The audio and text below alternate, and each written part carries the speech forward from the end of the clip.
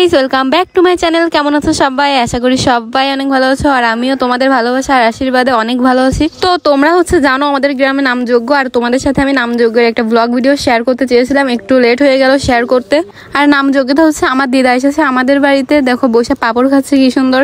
আর এদিকে মনুটা সুন্দরভাবে রেডি হয়ে যাচ্ছে, দেখো কত সুন্দর একটা ড্রেস পরেছে, অনেক সুন্দর লাগছে। পেট দেখা গেল মনু, পেট বেরোনে ও হ্যাঁ বুঝলে না, আমার কাকাকে পেট দেওয়াতে না।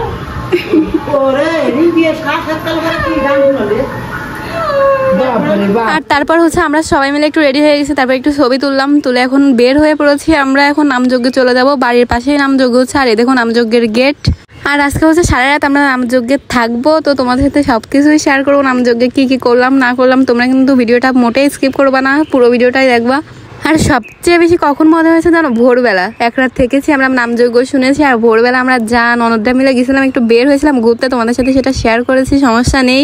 আর তারপর মন্দিরের ভিতর চলে আসলাম, আর এসে দেখি দেবর রয়েছে, দেবর একটু মনটাকে কোলে নিল। আর এদিকে অনেক ভিড় ছিল লোকের। আর নামযজ্ঞের প্রথম দিন একটু কম লোক ছিল, আর পরের দিন আজকে তো দ্বিতীয় দিন, দ্বিতীয় দিনের ভিডিও অনেক লোক ছিল, মন্দিরে ধরছিল না এত লোক খাওয়ার ওই জায়গায়। তারপরে মন্দির থেকে একটু ঘোরাঘুরি করে একটু গান শুনে ছবি তুলে বের হয়ে যাচ্ছে। আর কোথায় যাবো জানো? এখন যাবো খেতে, প্রসাদ খেতে। আর প্রসাদ খেতে গিয়ে দেখি এত ভিড়, কি বলবো, সিরিয়ালই পাচ্ছিলাম না। তারপর একটু ফাঁকা হয়ে গেলে আমরা প্রসাদ খেতে ঢুকলাম, আর ফ্যানের এই পাশে বসেছিলাম, কারণ প্রচুর গরম ছিল, দেখতে পাচ্ছ ফ্যান রয়েছে এই সাইডে, তো আমরা এই সাইডে বসলাম। আর এখানে দেওয়া হয়েছিল পোলাও চাল, একটা নিরামিষ, আলু দিয়ে, কুমড়ো দিয়ে, তারপর আলু দিয়ে, ডাটা দিয়ে, এটা দিয়ে, আর দেওয়া হচ্ছিল ডাল মুগের ডাল ছিল এটা। তো খাওয়া শেষ করে দইও দিছিল, সেটার ভিডিও করা হয়নি। তারপর খাওয়া শেষ করে দেখি দল ওঠাচ্ছে এখন অষ্টসখী, তো সেটা একটু ভিডিও করলাম। তারপরে মন্দিরের ভেতর চলে গেলাম। আর নামযজ্ঞের ভিতর সব থেকে অষ্টসখীর যে কীর্তনটা হয় আমার সব থেকে বেশি ভালো লাগে, এদের সবকিছুই ভালো লাগে, নৃত্য।